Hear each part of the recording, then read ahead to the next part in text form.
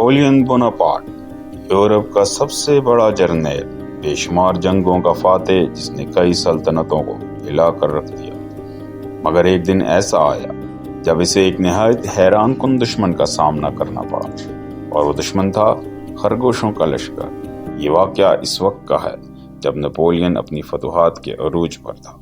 وہ یورپ میں اپنی طاقت کا لوہا منوا چکا تھا اور اب اپنی سلطنت کو مزید مضبوط کر رہا تھا، مگر ہر عظیم سپہ سالار کی طرح اسے بھی کچھ تفریح کی ضرورت تھی۔ ایک دن نپولین نے فیصلہ کیا کہ وہ اپنے درباریوں اور فوجیوں کے ساتھ ایک شکار کی تقریب منعقد کرے۔ یہ تقریب نہ صرف تفریح کے لیے تھی، بلکہ نپولین کے درباری اسے خوش کرنے کے لیے مختلف انداز اپناتے تھے۔ اس شکار کے انتظامات نپولین کے چیف آف سٹاف الیگزینڈر برتیئر نے کیے۔ نپولین نے حکم دیا کہ خرگوشوں کا شکار کیا جائے۔ اب ظاہر ہے جنگلی خرگوش پکڑنا کوئی آسان کام نہ تھا، اس لیے برتیئر نے ایک آسان حل نکالا۔ اس نے بازار سے ہزاروں خرگوش خرید لیے۔ کہا جاتا ہے کہ برتیئر نے چند 100 سے لے کر 3000 تک خرگوشوں کا بندوبست کیا۔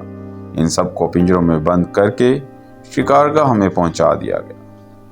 نپولین اور اس کے ساتھیوں کے لیے شکار کے سنہری لمحات آنے والے تھے، یا کم از کم وہ یہی سمجھ رہے تھے۔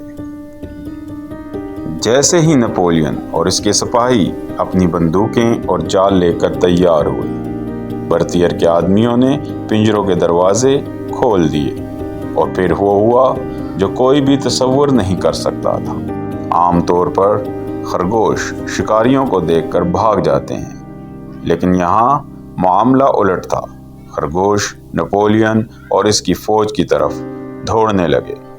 پہلے تو یہ سب ایک مزاحیہ منظر لگا، لیکن جیسے ہی سینکڑوں خرگوش ایک ساتھ نپولین پر چڑھ دوڑے، صورتحال خوفناک ہوتی چلی گئی۔ نپولین اور اس کے فوجیوں نے پہلے تو کہے لگائے، لیکن پھر جب خرگوشوں نے ان کے لباس پر چڑھنا شروع کیا، ان کی ٹانگوں سے لپٹ گئے اور فوجیوں کے جوتے تک چبانے لگے، تو کہے چیخ و پکار میں بدل گئے۔ نپولین نے حکم دیا کہ خرگوشوں کو بھگانے کی کوشش کی جائے۔ سپاہیوں نے انہیں لاٹھیوں اور ہاتھوں سے دور کرنے کی کوشش کی، لیکن خرگوش پیچھے ہٹنے کو تیار نہ تھے۔ جب خرگوشوں نے نپولین کو گھیر لیا تو وہ اپنی بگھی میں بھاگنے پر مجبور ہو گیا، مگر خرگوشوں کی فوج نے اس کا پیچھا کرنا شروع کر دیا۔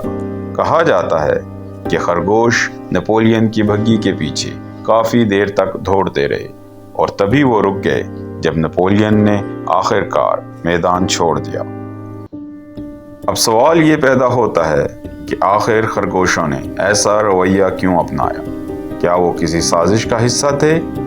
کیا کسی دشمن نے انہیں نپولین کے خلاف تیار کیا تھا؟ حقیقت تو یہ تھی کہ جو خرگوش برتیئر نے خریدے تھے وہ جنگلی نہیں بلکہ پالے ہوئے خرگوش تھے۔ یہ خرگوش عادی تھے کہ جب مالک آتا ہے تو اسے کھانے کے لیے لپکتے ہیں۔ جب انہیں میدان میں چھوڑا گیا تو انہوں نے نپولین اور اس کے ساتھیوں کو اپنا مالک سمجھ کر ان کی طرف دوڑنا شروع کر دیا۔ نپولین کا رعب و دبدبہ ان معصوم خرگوشوں پر اثر انداز نہ ہو سکا، بلکہ وہ اسے ایک دیو ہیکل کھانے والا انسان سمجھ بیٹھے۔